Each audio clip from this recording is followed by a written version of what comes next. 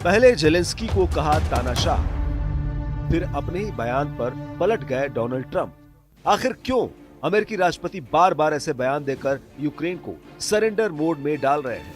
Ukraine के राष्ट्रपति Zelensky से डील के कुछ घंटे पहले ही ट्रंप तो अपने बयान से पलट गए। ब्रिटेन के प्रधानमंत्री स्टारमर के सामने जब पत्रकारों ने उनसे पूछा कि क्या आप जेलेंस्की को तानाशाह बताने वाले बयान के लिए माफी मांगेंगे, अपने ही बयान पर डोनाल्ड ट्रंप चौंक गए और कह दिया कि उन्हें भरोसा ही नहीं हो रहा है कि ये बयान उनका है। रूस यूक्रेन युद्ध के बीच पूरी दुनिया की नजर वॉशिंगटन की तरफ है।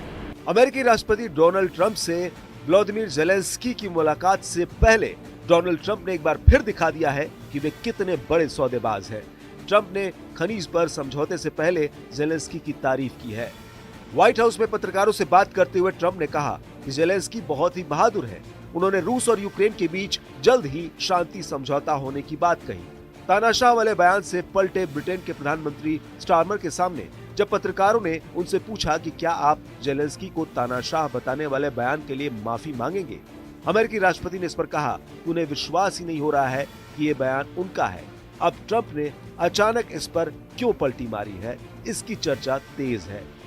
पिछले हफ्ते रूसी राष्ट्रपति से फोन पर बातचीत के बाद ट्रंप ने जेलेंस्की को तानाशाह और अलोकप्रिय बताया था। ट्रंप ने कहा था कि जेलेंस्की जानबूझकर यूक्रेन को युद्ध की आग में झोंके रहना चाहते हैं।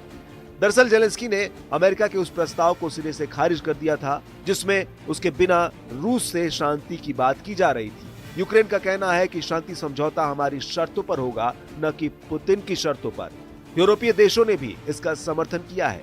यूएन में भी पलट गया था अमेरिका। इसी हफ्ते यूनाइटेड नेशन में रूस के खिलाफ एक प्रस्ताव लाया गया था। आमतौर पर अमेरिका यूएन में खुलकर यूक्रेन का समर्थन करता रहा है, लेकिन इस बार विरोध कर दिया। अमेरिका ने यहां तक कह दिया कि रूस की कोई गलती नहीं है। इसी बीच यूक्रेन ने उस प्रस्ताव को मान लिया जिसमें उसे अमेरिका से खनीज समझौता करना था। जेलेंस्की ने अमेरिकी दौरे से पहले ट्रंप को दो टूक कह दिया कि नेटो में शामिल होने का सपना छोड़ दे यूक्रेन।